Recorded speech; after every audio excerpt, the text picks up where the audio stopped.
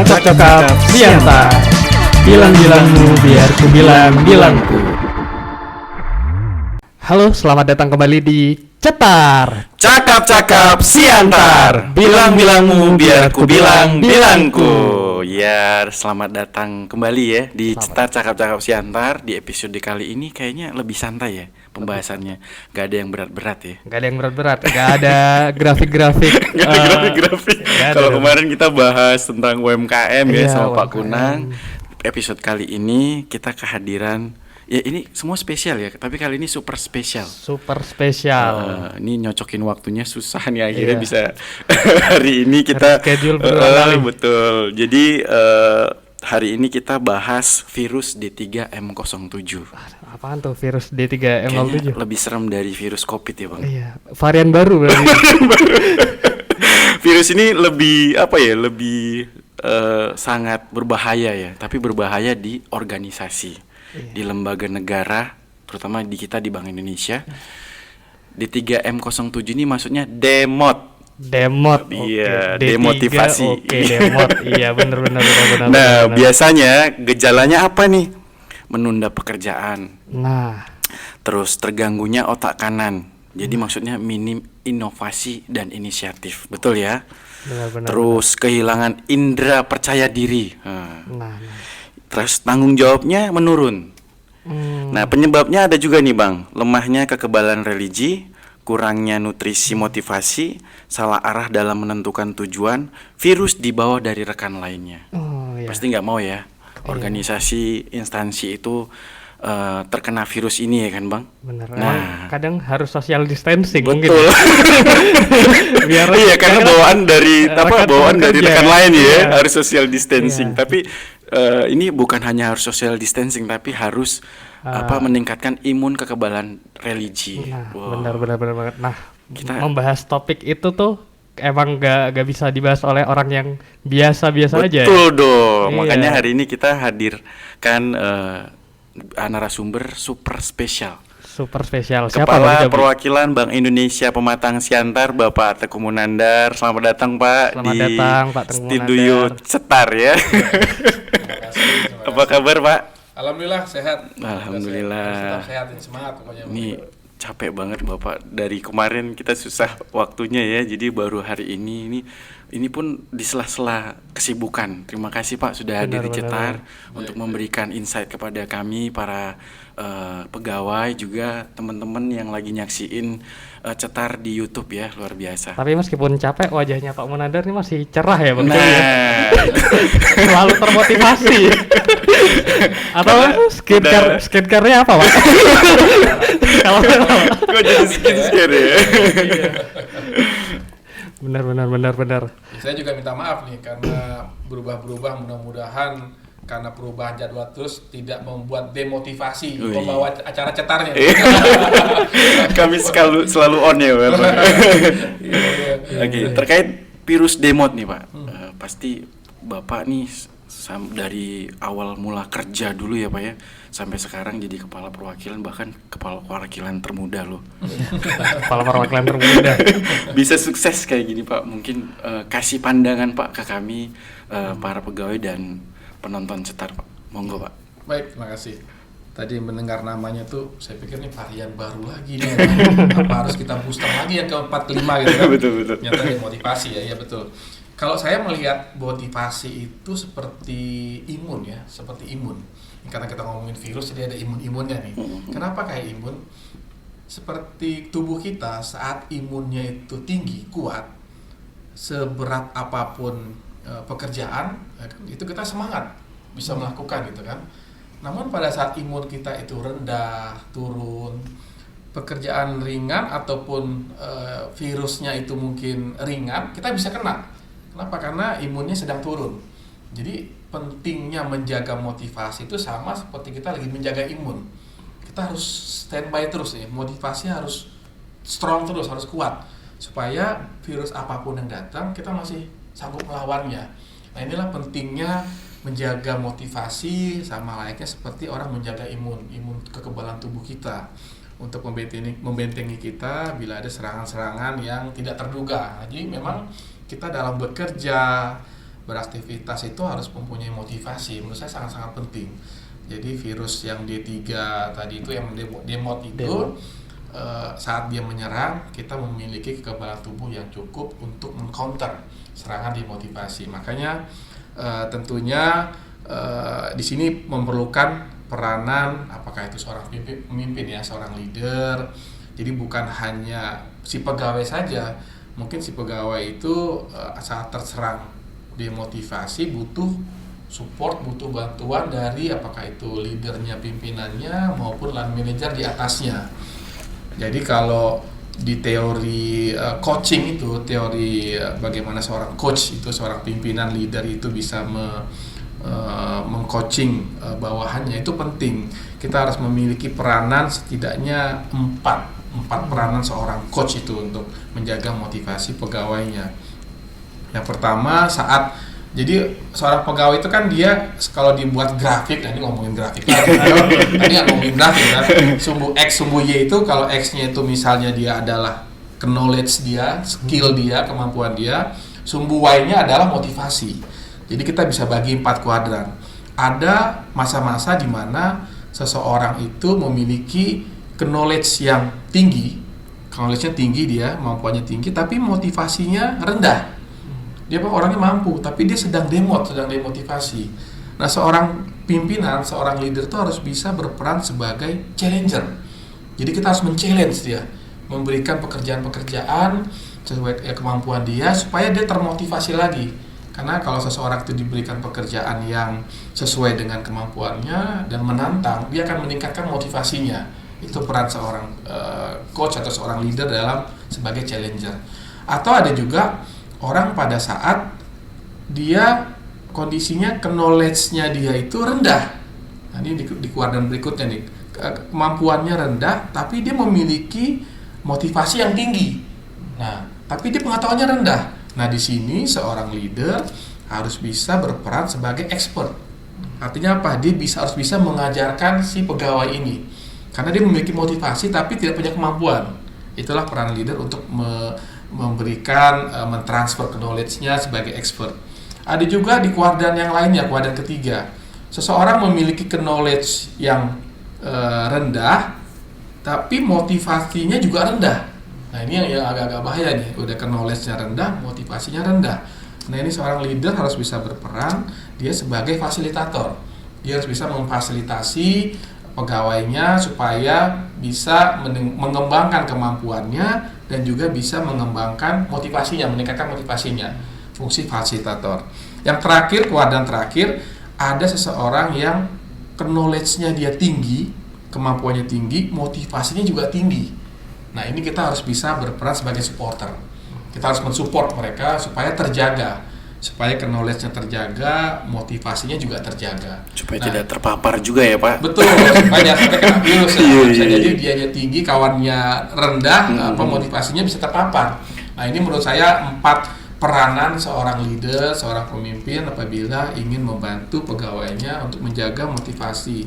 Tadi sebagai challenger, men-challenge, atau dia bisa menjaga sebagai fasilitator, memfasilitasi, atau sebagai expert, dia mengajarkan kepada pegawainya, atau terakhir sebagai supporter. Nah, itu 4 hal itu menurut saya harus bisa dimiliki oleh seorang pimpinan apabila ada pegawainya yang sedang mengalami demot, atau menjaga motivasinya dalam bekerja. Nah, mungkin sebagai pengantar yang cukup panjang. Benar-benar, wah itu udah sangat komprehensif juga sih itu. Penjelasan dari Pak Unayan. Berarti tiap seorang pemimpin tuh harus bisa memetakan ya Pak, pegawainya tuh ada di kuadran yang mana sih, dan dia harus bisa memberikan perilaku yang tepat gitu. Betul.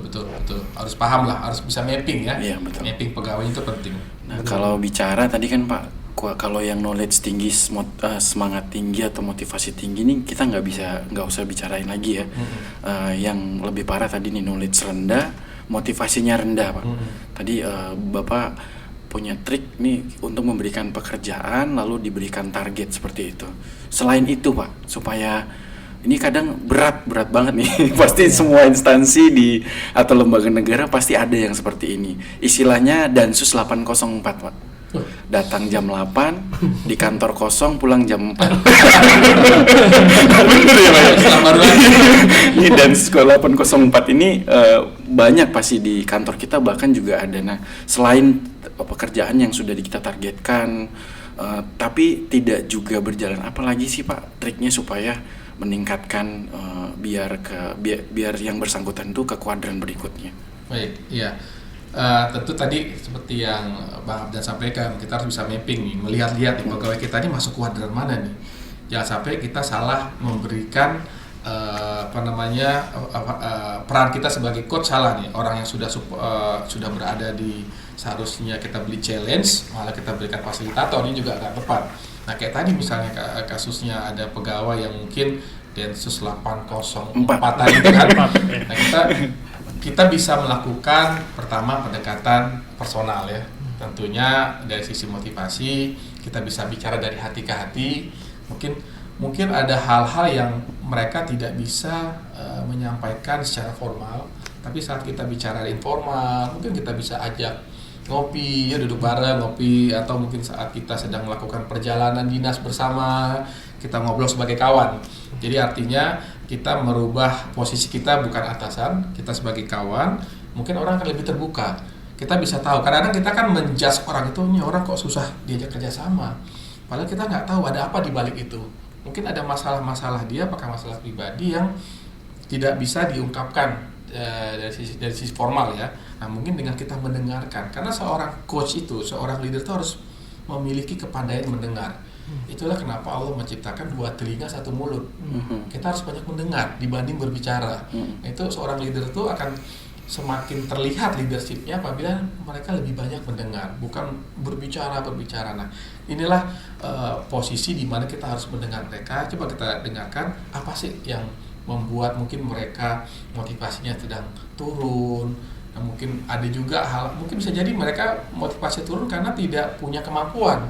Artinya ingin mengerjakan sesuatu tapi mereka tidak punya kemampuan. Setelah kita mendengarkan keluhannya atau permasalahannya, kita cari solusinya. Jadi fungsi coach itu kan adalah dari bahasa Inggris itu dari aslinya adalah sebuah kendaraan seperti bus, coach namanya. Jadi coach itu dia bukan orang yang lebih pintar daripada si coachnya, si orang yang di coach itu. Dia orang yang bisa mengantarkan seseorang menggunakan potensinya untuk menampilkan yang terbaik. Jadi kita itu harus bisa mengeksplor nih, kira-kira apa yang terjadi pada pegawai kita, kemudian kemampuan apa yang bisa kita dorong dari mereka. Nah makanya fungsi mendengar tadi, listener itu sangat penting. Setelah itu kita akan menggali kira-kira apa yang mau kamu lakukan. Nah itulah peran kita. Nah kayak kasus tadi, pegawai tadi, mungkin kita akan bisa mengajak mereka ngobrol, mendengarkan keluhannya, masalahnya apa, lalu kita coba eksplor kemampuan mereka yang bisa dioptimalkan. Nah seorang leader itu harus bisa dia menggunakan kemampuan si pegawainya ini untuk mencapai yang terbaiknya. Bukan berarti kita tuh mengarahkan kamu harus A, B, C, itu bukan. Fungsi coach itu adalah bisa apa yang dia miliki, itulah yang kita explore, bukannya dari kita. Bukan menjudge, bukan memberikan solusi, tapi solusi dari mereka, kita yang mengelaborasi supaya muncul kemampuan ini. Nah kayak tadi pegawai Densus 804, setelah kita mendengar, kita tahu kondisinya, mungkin mereka butuh pendidikan atau training. Artinya memang dia knowledge-nya harus kita tingkatkan supaya menambah kepercayaan diri mereka, itu penting. Jadi menurut saya bagaimana pendekatan personal itu lebih powerful ya dibandingkan kita hanya memberikan arahan, direction, kamu harus A, B, C, D, E. Karena produktivitas itu, kata Steve Jobs, produktivitas itu bukan sesuatu yang dimandatkan, bukan sesuatu yang kamu harus A, B, C, D, E. Tapi kita itu harus bisa memberikan tools supaya si pegawai itu bisa memberikan yang terbaik dari dirinya. Kita hanya memberikan tools, itu kata Steve Jobs, bukannya harus A, B, C, dan E. Jadi itu penting kalau menurut saya. Benar. Emang kadang tuh rahasia-rahasia orang nggak bisa dibuka jam 9 sampai jam 5 sore, Pak. Betul. Jam 9 malam ke atas tuh baru sambil kopi-ngopi emang harus secara informal tuh baru kebuka tuh. Kalau zaman sekarang istilahnya ini Pak, deep talk. Oh, lebih Deep dalam talk, ya, iya, betul. iya. Ya betul, sepakat itu. Benar. Nah ini kayaknya agak mengebongkar nih seni atau ciri khas kepemimpinannya Pak Munandar tadi, mendengar baru memberikan arahan. Luar biasa. Ini kami rasakan Pak sebenarnya. Jadi karakteristik kepemimpinan Bapak ini membuat kami itu nyaman bekerja. Ini perilaku positif itu terus terdorong nih. Terima kasih nih Pak Munandar. Sama-sama. Nah kita mau bongkar lagi nih kenapa bisa seperti sekarang nih Pak Munandar termuda ya, tadi kepala perwakilan Iya. termuda, pasti ada trik dan tipsnya saat bekerja dulu ya Pak ya. Itu seperti apa? Mungkin kebiasaan dari Pak Munandar apa yang menghantarkan Pak Munandar ke posisi yang sekarang. Iya. Baik. Tapi jangan dijawab dulu Pak, kita break sebentar. Oke. Cetar, cakap-cakap, siantar. Bilang-bilangmu biar ku bilang-bilangku. Kembali lagi di Cetar, Cakap-cakap siantar, bilang-bilangmu biar ku bilang-bilangku. Bersama saya masih Alcobi ya, sama saya Abdan dan juga masih super spesial benar. Pak Munandar. Nah, Nyambung pertanyaan. Tadi kita udah bahas demotivasi nih, pandangan Pak Munandar kalau ada pegawai demotivasi bagaimana. Iya. Nah, kita ingin mengulik lebih dalam nih, gimana sih Pak, atau kebiasaan-kebiasaan apa Pak yang selama ini dilakukan oleh Pak Munandar sehingga Pak Munandar ini terlihat selalu terjaga di motivasinya. Amin, mudah-mudahan. Baik, mungkin apa yang saya lakukan juga dilakukan sama kawan-kawan ya. Artinya tidak ada sesuatu yang spesial. Mungkin karena saya juga merasa saya ini orang biasa aja gitu kan, dan tidak ada kelebihannya dibanding yang lain, sama semua orang bisa. Cuman saya memang jalan hidup saya itu, saya berpikir dalam bekerja itu setidaknya ada 3 hal yang saya tanamkan di dalam diri saya. Yang pertama, saya selalu berusaha untuk bersyukur. Bersyukur artinya dengan kita sering bersyukur, maka waktu untuk mengeluh itu jadi tidak ada. Tapi kalau kita sering mengeluh, waktu untuk bersyukur jadi nggak ada. Jadi bagaimana kita menepis keluhan-keluhan dalam diri kita, kan macam-macam. Orang bisa mengeluh tuh misalnya lama nggak naik pangkat atau nggak pindah-pindah, itu kan artinya dia mengeluh, dia tidak bersyukur. Kalau begitu akan menimbulkan demotivasi, virus itu akan datang secara tidak sadar, itu akan menyerang kita. Nah makanya kita terus bersyukur, kita harus melihat ke bawah, jangan sering melihat ke atas. Lihat ke atas juga perlu untuk memotivasi kan, wah di atas kita ini telah berhasil melakukan pekerjaan yang besar, kita juga harus bisa, itu penting. Tapi untuk melihat ke bawah itu juga penting, bahwa masih banyak kok orang-orang yang mungkin hidupnya tidak sebahagia kita, hidupnya sulit kan, itu harus kita pupuk supaya kita tetap termotivasi. Nah bersyukur ini bukan hanya sekedar alhamdulillah, saya bersyukur, tidak cukup seperti itu, tapi harus dimanifestasikan dalam bentuk perbuatan dengan memberikan yang terbaik kepada lembaga, itu penting. Jadi kita bersyukur lembaga telah memperhatikan kita, keluarga kita, mari kita balas dengan memberikan yang terbaik untuk lembaga. Itu mungkin yang bisa membuat kita lebih semangat dalam bekerja. Terus yang kedua, saya terlalu berusaha berpikir bahwa kita bekerja ini adalah ibadah. Jadi bekerja ini sesuatu ibadah yang memang dijamin oleh Allah, oleh Rasulullah, kami sebagai umat muslim, bahwa bekerja itu merupakan suatu ibadah yang mulia. Jadi ada suatu hadis riwayat Muslim dikatakan, kita misalnya memberikan 1 dinar untuk memerdekakan budak, atau 1 dinar untuk di jalan Allah, atau 1 dinar untuk membantu fakir miskin, katanya itu masih kalah dibanding dengan kita memberikan nafkah ke keluarga. Jadi betapa mulianya memberikan nafkah ke keluarga itu, bekerja itu sebagai salah satu ibadah yang mulia. Nah ini dengan begini, kita juga ibadah itu bukan untuk dunia, untuk menjemput kebahagiaan akhirat istilahnya. Dengan kita beribadah, bekerja dengan benar, insya Allah pahala akan datang. Tapi kalau kita bekerja bukan sebagai ibadah, ya tentunya kita kehilangan potensi mendapat pahala. Mungkin dengan begini kita akan semangat. Wah, ini saya pergi kantor tiap pagi itu menjemput pahala, karena kita mau ibadah nih. Kita ikhlas di situ, ini penting. Nah ini juga saya melihat waktu pengalaman tugas di Jepang, saya melihat ada seorang cleaning service, seorang ibu-ibu. Jadi di sana tuh cleaning service itu banyaknya orang-orang tua, orang tua yang sudah berumur, sudah pensiun, dia bekerja, dipekerjakan sebagai cleaning service di suatu gedung. Nah, di gedung kami bekerja itu, di gedung kantor Bank Indonesia Tokyo, Jepang, ada seorang cleaning service yang saya lihat kalau bekerja itu selalu tersenyum. Orang sudah tua, mungkin 60-an, 65 ke atas. Dia sambil mengelap toilet, urinoir, segala macam kaca, selalu tersenyum. Ketawa, kalau ketemu nyapa. Saya bertanya sama ibu-ibu ini, Bu, kenapa sih kok kamu itu kalau bekerja senyum terus itu kan?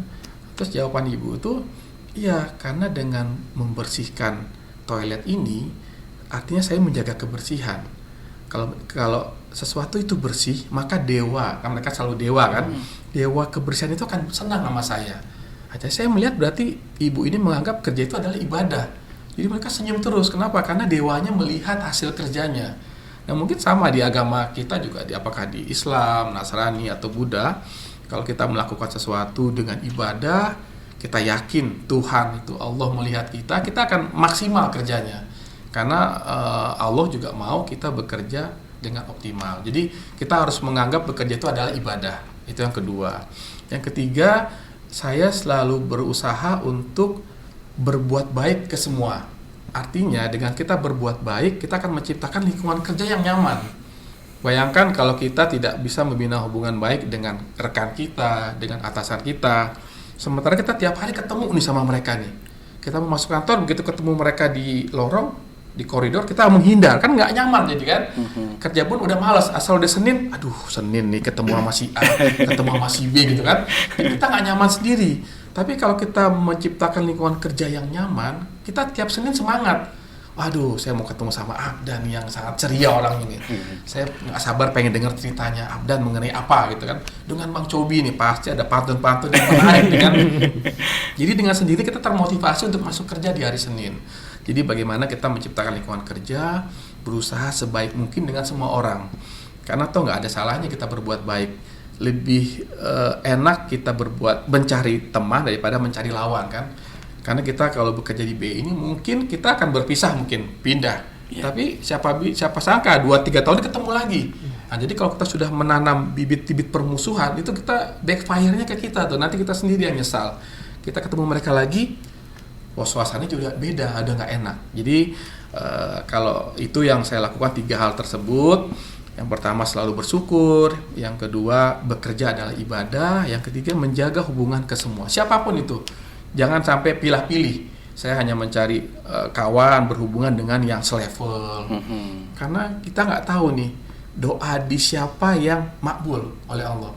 Kita berbuat baik ke mungkin kawan-kawan yang di bawah kita, ternyata begitu mereka mendoakan mudah-mudahan Pak Munandar sehat, bahagia, itulah yang dikabulkan. Jadi kita menebar kebaikan itu penting. Itu sih 3 hal yang saya coba lakukan, yang mungkin ya hal biasa, mungkin kawan-kawan juga melakukan. Tergantung kita konsisten atau tidak melakukannya. Demikian, Mas Cobi dan Bang Abdam nih. Benar-benar. Tadi udah ada 3 hal nih. Vaksin pertama.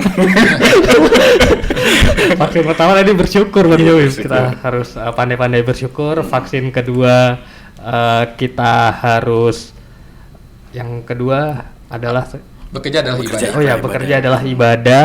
Dan vaksin boosternya nih Bang Cobi. Iya, yang ketiga. Dari eksternal kita harus menjaga hubungan baik dengan silaturahmi dengan orang lain. Pilih-pilih, intinya gitu ya. Benar-benar. Jadi pasti ini udah kelihatan bahwasanya Pak Munandar tuh cerdas, emosional, spiritual quotient-nya, ESG. Jadi ternyata kalau bekerja itu spiritualnya itu benar-benar harus jaga. Tadi kekebalan religi itu benar banget kan, berarti kita menjaga supaya kita terhindar dari virus tadi untuk mengebalkan diri, tentunya dengan mendekatkan diri sama Allah dengan cara bersyukur ya Pak ya. Betul. Nah, Bapak ternyata pernah di Tokyo ya Pak ya. Betul. Kami juga pernah di Tokyo, pasti budaya kerja di sana juga membentuk Bapak ya Pak ya. Mungkin ada pelajaran lain Pak waktu Bapak di Tokyo nih Pak yang perlu kita dengar nih Pak. Baik. Sebenarnya Jepang itu kalau menurut saya adalah suatu negara dengan budaya tertinggi. Iya. Bahkan banyak literasi yang mengatakan budaya tertinggi di dunia itu ada di Jepang. Ya contohnya kita bisa lihat kan waktu Piala Dunia kemarin kan, setelah tim mereka pulang, ruang gantinya bersih. Karena mereka memang terbiasa disiplin dengan bersih. Dan itu diajarkan sejak dini di sekolahnya. Jadi kebetulan anak saya juga bersekolah di sekolah negeri Jepang. Saya memang sengaja menyekolahkan anak saya di sekolah negeri Jepang. Karena di sana itu sebenarnya ada sekolah internasional, sekolah Indonesia. Tapi saya pikir jauh-jauh kita merantau, kenapa kita sekolahkan di sekolah Jepang supaya terserap lah budaya-budaya Jepang. Mereka itu dari kecil itu sudah diajarkan bagaimana menghargai orang lain. Contohnya mereka itu diajarkan oleh senseinya, oleh gurunya. Misalnya kalau mereka naik kendaraan, jangan duduk. Itu kursi itu adalah untuk orang tua, untuk disabilitas. Jadi anak saya pun saat pergi-pergi naik kereta, naik bus, saya suruh duduk nggak mau. Kenapa? Karena mereka bilang, jangan Pak, nanti mungkin ada orang hamil mau naik sini, biar mereka duduk. Atau ada orang tua yang duduk. Jadi itu memang sudah terpatri di dalam otaknya. Dan bukan hanya teori. Hebatnya guru-guru di Jepang itu, orang-orang tua di Jepang, setelah anaknya diajarkan teori, begitu anaknya keluar rumah, dia melihat prakteknya. Jadi mereka melihat orang tua itu disiplin, antri. Kalau nyebrang juga, kalau bukan waktunya mereka nggak nyebrang. Kalau belum hijau untuk penyeberang, mereka nggak akan nyebrang. Jadi apa yang diajarkan di sekolah, di textbook oleh gurunya, mereka lihat aslinya. Nah kalau di kita kan mohon maaf nih, ya mungkin nggak semua. Tapi ada misalnya contohnya, ada guru yang dilarang membawa HP ke sekolah atau menggunakan HP saat belajar. Tiba-tiba saat ngajar ibunya bunyi HP. Kan muridnya akan lihat. Bu guru tadi bilang katanya waktu belajar jangan lihat HP. Kok ibunya malah terima HP? Halo sahabat Jepang. Jadi antara teori dan praktek itu mereka tidak temukan. Nah ini di Jepang ini memang terlihat seperti itu. Jadi makanya dari dini mereka itu sudah ditanamkan dan menjadi habit. Habit itu kan akan menciptakan karakter. Jadi memang harus dilatih sejak kecil. Terus kemudian juga bagaimana mereka disiplin misalnya. Diajarkan untuk mandiri.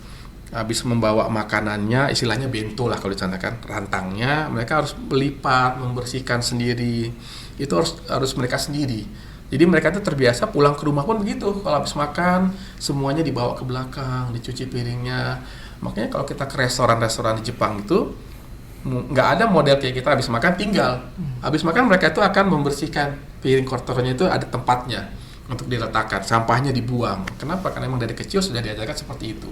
Jadi memang kalau orang bilang itu, kalau orang luar bilang, bahkan ada di Australia, di Amerika, katanya orang tuanya gini bilang, saya lebih khawatir anak saya tidak disiplin dalam antrian dibandingkan dia tidak bisa matematika.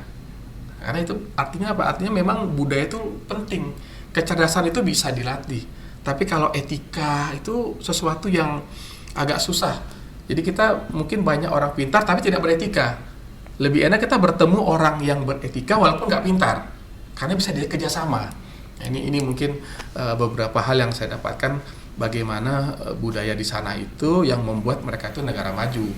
Walaupun mereka tidak sumber daya alamnya jauh dari Indonesia, tapi karena budaya mereka disiplin, penuh semangat, jadi dengan sumber daya yang ada, mereka mau berjuang untuk, artinya mereka memiliki motivasi untuk mengoptimalkan sumber dayanya. Nah ini mungkin yang bisa kita tiru. Tapi saya yakin bangsa Indonesia juga nggak kalah, karena bangsa kita juga dulu para pahlawan sudah menampakkan bagaimana motivasi merebut kemerdekaan. Di situ semua motivasi menjaga kedaulatan sudah ada. Mungkin kita jaga saja, kita jaga supaya tetap ada, tidak ada pergeseran budaya akibat pengaruh-pengaruh virus-virus D3M. Yang 07 ya, Yang 07 itu penting itu, harus menjaga. Mungkin itu sekilas. Kalau dari Pak Munandar sendiri, gimana Pak? Pak Munandar itu membiasakan untuk disiplin. Apakah ada hal-hal yang wah saya tiap pagi harus ini atau tiap setelah pulang kerja harus ini gitu? Baik, disiplin itu kan tercipta dari kita sendiri ya. Artinya susah kalau kita tergantung misalnya bangun pagi harus dibangunin sama istri atau sama siapa gitu kan. Kita harus disiplin memang bangun pagi. Mungkin awalnya berat, kita pasang alarm, bunyikan alarm jam berapa mau bangun, dan kalau sudah dengar kita harus bangun. Kadang-kadang dengan alarm matiin tidur lagi, itu artinya kita belum disiplin kan. Jadi emang harus dimulai dari diri sendiri. Kalau saya selalu berusaha bagaimana diri saya ini patuh kepada diri kita sendiri. Jadi kita harus patuh pada diri kita sendiri. Jadi kalau kita sudah ada komitmen, ada niat, saya harus bangun jam 7. Berbagai cara kita siapkan. Jadi sebelum tidur kita siapin alarm, kita pokoknya sudah siapkan apa yang mau kita lakukan di jam 7 itu. Bahkan kadang-kadang saya memasang alarm itu 2. Jadi ada jedanya misalnya 5 menit. Mana tahu saat kita mungkin bangun masih setengah sadar kan, kita bunyi lagi menit kedua. Itu harus dilatih. Lama-lama itu akan terbiasa. Jadi harus kita sendiri, dan kita harus sering-sering menimbulkan rasa empati. Empati itu artinya apa? Kita harus sering memposisikan kita pada orang lain. Misalnya gini, kita udah janji nih sama seseorang, bertemu jam 12. Terus kalau kita ingkar janji, kita balik ke kita. Kalau seandainya saya digitukan gimana ya? Kalau seandainya ada orang sudah saya janjikan jam 12 ketemu, tapi saya nggak muncul-muncul, pasti kita kan kesel kan? Ngedumel. Ini gimana sih Bang Cobi, jadi jam 12 gitu kan, tapi kok nggak muncul-muncul gitu kan? Mungkin mereka jadi terbuang waktunya. Nah tentu dengan berempati, oh iya ya, berarti saya nggak boleh kayak gitu. Karena orang yang yang saya gitu kan pasti akan ngedumel lah atau apa. Jadi itu sih kalau yang saya lakukan. Bagaimana kita merasakan apa yang orang rasakan, itu penting kalau menurut saya. Supaya kita nggak semena-mena, kita nggak disiplin begitu. Termasuk saat janji mau podcast ini, saya makanya juga berusaha kalau memang nggak bisa, saya awal-awal saya bilang nggak bisa gitu. Jangan sampai nanti Bang Cobi, Bang Abdan nih menunggu mana nih nggak datang gitu kan. Mungkin itu. Menghargai waktu ya Pak. If I were you juga ya, empati. Betul, ya benar sekali. Ini luar biasa. Kedisiplinan itu kalau misalnya kita males-males nih, dimulai dari apa tadi, perbuatan dulu ya, baru supaya jadi karakter dan jadi kebiasaan yang mengubah perilaku kita. Seperti itu, luar biasa. Luar biasa banget, Cobi. Ya, udah isinya daging semua. Makanya jadi kepala perwakilan termuda loh. Bang Abdan calon nanti. Mudah-mudahan ya. Kita doakan semoga. Yang penting harus menjaga motivasi. Siap Pak. Nah, jangan sampai di virus di 3M07 menyerang. Kalau bisa kita menghilangkan virus itu. Iya. Sebagai orang yang bisa menghilangkan virus itu. Jadi begitu kawan kita mau kena virus itu, kita bantu dia supaya nggak kena virus. Nah ini kalau tadi Pak, kadang sejajar kan kalau misalnya demotif virus di 3M07 ini menyerang teman kita nih, tapi kita setara nih, kadang susah juga ini Pak mengingatkannya seperti apa. Mungkin Bapak pernah nggak sih Pak setara kemudian ketemu teman yang seperti itu? Pernah, kalau pernah Pak seperti apa yang Bapak lakukan Pak? Iya, baik. Tentunya dalam perjalanan karir saya ada apakah kawan-kawan seangkatan saya atau mungkin yang di kantor yang selevel sama saya, begitu kita lihat ya, mungkin biasanya demotivasi itu muncul akibat frustasi atau itu tadi rasa kurang bersyukur kadang-kadang kan. Mungkin dilihat misalnya dilihat kawan-kawan yang lain sudah promosi, sudah mungkin pindah, sementara kok dia belum promosi, belum pindah. Nah, dia biasanya akan sering ngedumel atau apa. Nah, tentunya sebagai teman, kita pendekatannya juga teman gitu kan. Kita teman, ya kita berusaha bukannya menggurui ya. Kita memberikan masukan, memberikan nasihat, tapi bukan menggurui ya. Kita mencontohkan lah. Misalnya ya kita masih bersyukur walaupun dengan pangkat seperti ini, tapi kita apa sih yang kurang? Kita fasilitas oke, kesehatan oke.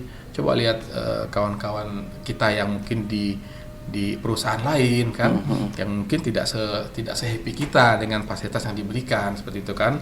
Nah, biasanya kita ya memberikan hal-hal positif lah kepada mereka, walaupun juga belum tentu mereka terima. Mereka kan biasanya ya biasa aja orang kalau sedang demotivasi itu ada aja sesuatu yang benar pun dianggap salah gitu kan. Bagi mereka ini virus ini bahaya. Denial. Betul, virus ini memang sangat bahaya gitu kan.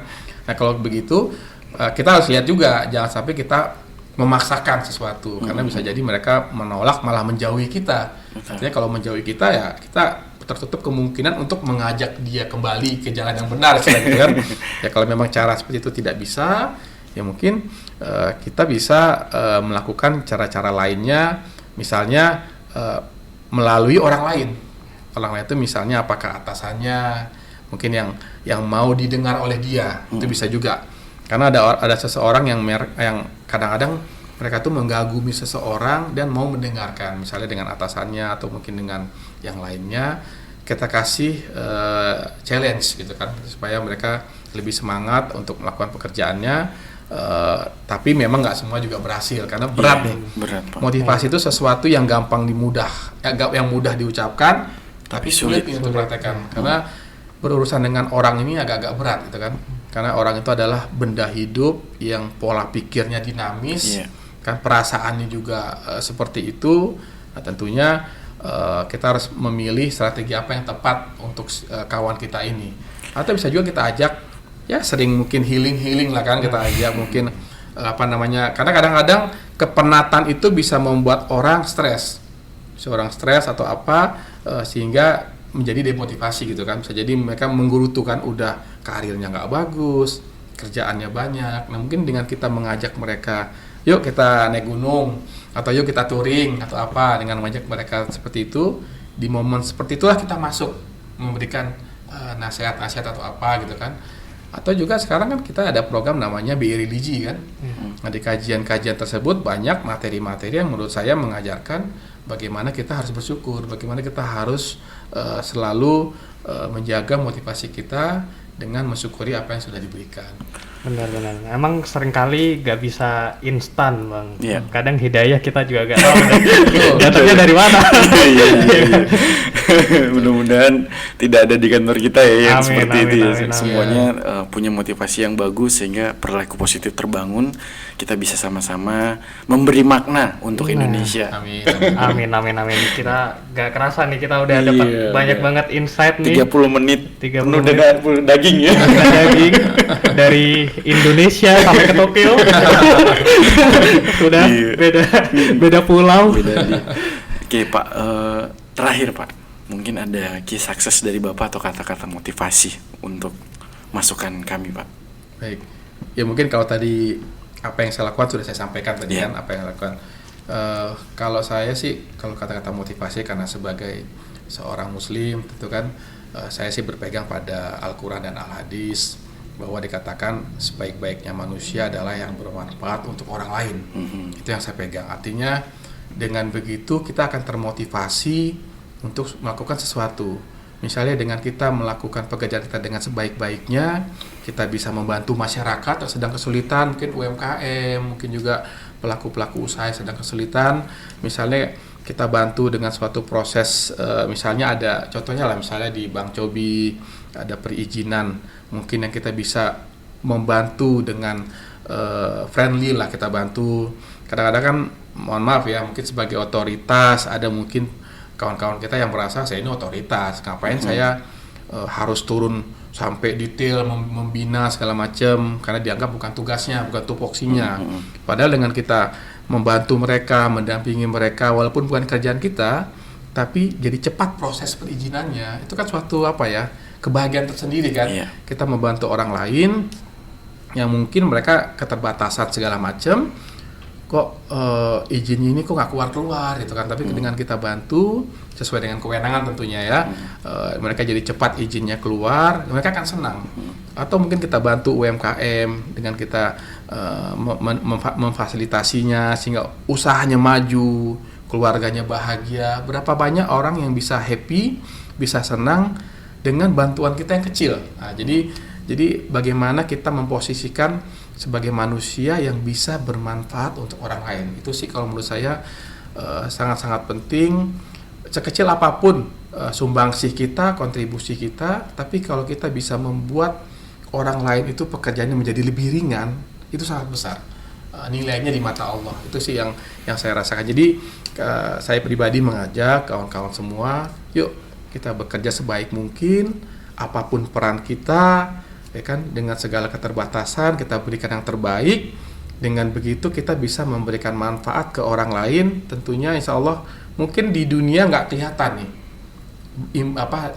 balasannya, mungkin nggak kelihatan, tapi insya Allah nanti di akhirat kan mungkin begitu sedang dihisab, dihitung di hari akhir, begitu kita butuh timbangan baik, tiba-tiba ada orang yang mengangkat tangannya kan, saya akan bersaksi bahwa dulu Bang Al-Cobi membantu saya, mungkin akan naik timbangan kita. Hanya mungkin kita nggak tahu kan.